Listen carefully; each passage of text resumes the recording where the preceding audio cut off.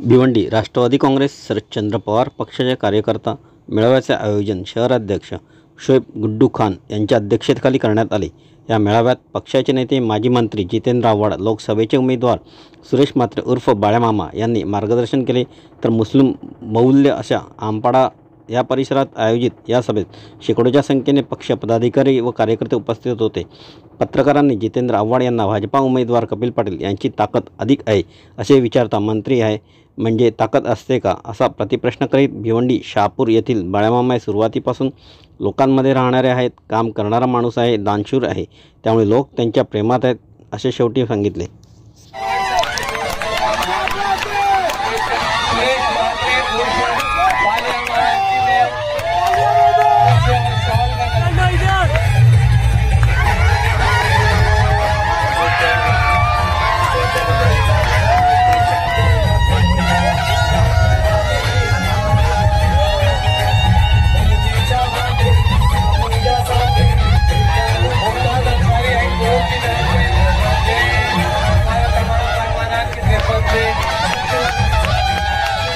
करके पहले तो मैं आप सभी को धन्यवाद देता हूँ कि आप इतनी बड़ी तादाद से यहाँ उपस्थित रहे। इसके लिए मैं शोएब भाई से भी हमारे सभी पार्टी के नेतागण, पदाधिकारी और सभी कार्यकर्ताओं को धन्यवाद देता हूँ। आप सभी कार्यकर्ताओं पे ऊपर विश्वास रख के अपने पार्टी के नेता आदरणीय शरदचंद्र जी पवार साहब, इन्होंने ये भिवंडी लोकसभा की सीट अपने पार्टी के हिस्से में ली है। ये अपने सभी की बड़ी जिम्मेदारी है और सभी के ऊपर विश्वास रख के साहब ने ये सीट ली है। बहुत से मुद्दे शोएब भाई ने उठाए।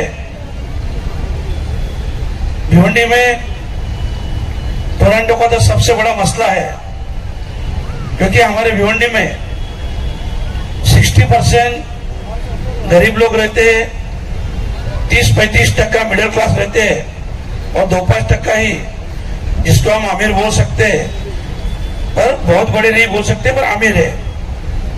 तो ऐसी स्थिति में हमारे जो 60% 90% लोग हैं, जो महीने के 10-12 हजार पगार लेते हैं और उस पगार में घर परिवार संभालना है, बच्चों को पढ़ाना है, हेल्थ के इश्यू है, और ये सभी के लेके टोरंटो का बिल कम से कम 1000, 2000, 3000 आता है।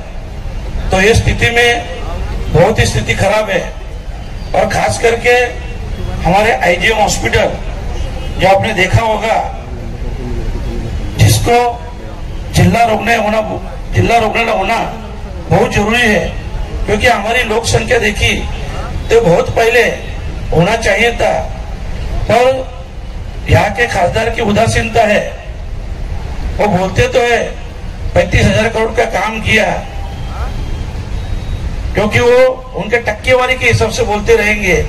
वो टक्केवारी के खासदार है, और वो अगर दिखाए कि 35,000 का काम कहाँ हुआ, 35,000 करोड़ का, तो हम मान जाएंगे।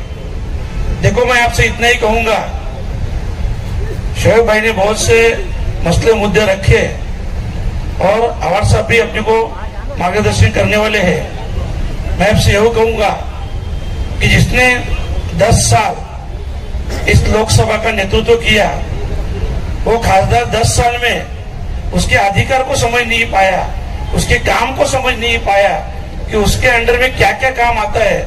इसके लिए वो सबसे फेल खासदार है। और मैं आपको यही बात कहूंगा कि देखो, ये जो लड़ाई है ना, ये भ्रष्टाचार के खिलाफ लड़ाई है, ये महंगाई के खिलाफ लड़ाई है।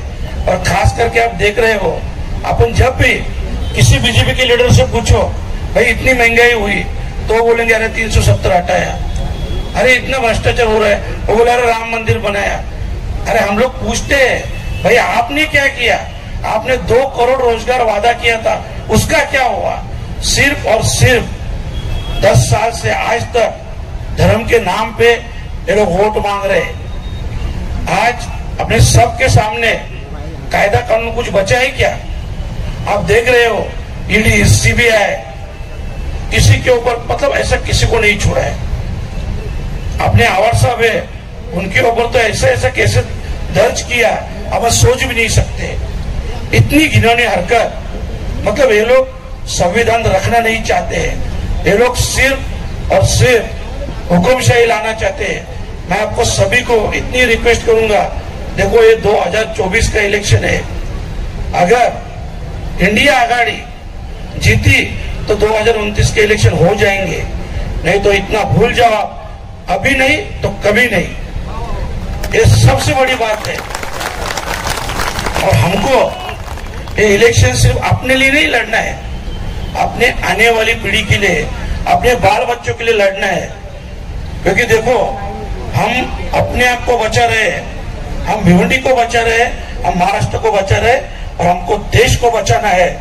और देश को बचाना है तो इंडिया गठबंधन को ही लाना है, इतना ध्यान में रखो आप सब। और मैं यही रिक्वेस्ट करूंगा, देखो बहुत बड़ी तादाद से आप उपस्थित हो, ये उपस्थिति वोटिंग के दिन वोट की तरह वोट दे के अपने को दिखाना है।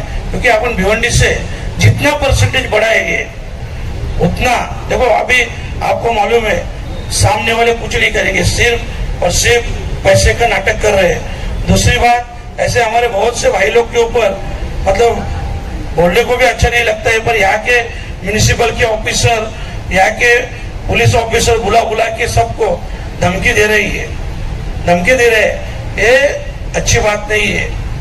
इसके लिए मैं सबको आपको रिक्वेस्ट करता हूँ कि ये सब बात इससे पहले 2014 से पहले ऐसा कभी नहीं देखा था। क्योंकि मैं भी शिवसेना में था, वो टाइम पूरी लाइफ में मैंने देखा 25 साल तक कांग्रेस और राष्ट्रवादी यही सत्ता में थे, पर कभी ऐसा कभी नहीं हुआ कि झूठे केसेस दर्ज करना, जातीयवाद निर्माण करना, ऐसा कभी नहीं हुआ था जो आज हो रहे। और सिर्फ देखो, खासदार भी जो वोट मांग रहे हैं ना, उसके ऊपर मैंने आरोप लगाया। मैंने बोला कि एक खासदार के मतलब डर गया है, इसके नीचे की जमीन सरक गई है। तो खासदार क्या बोला मालूम है? मेरे नीचे का कंक्रीट नरेंद्र मोदी का है, मेरे नीचे का कंक्रीट अमित शाह का है, इसका है, उसका है, सबका नाम ले रहा था। अरे तुम्हारा खुद का क्या है? तुमने 10 साल यहाँ के खासदार हो, 3 साल मंत्री हो, आपका क्या है वो तो हमको बताओ।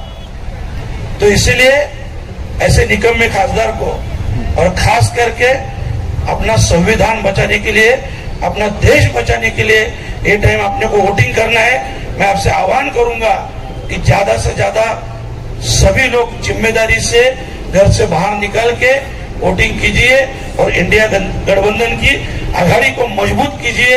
यही मैं आपसे रिक्वेस्ट करता हूँ, रजा लेता हूँ। धन्यवाद। जय हिंद, जय महाराष्ट्र, जय राष्ट्रवादी।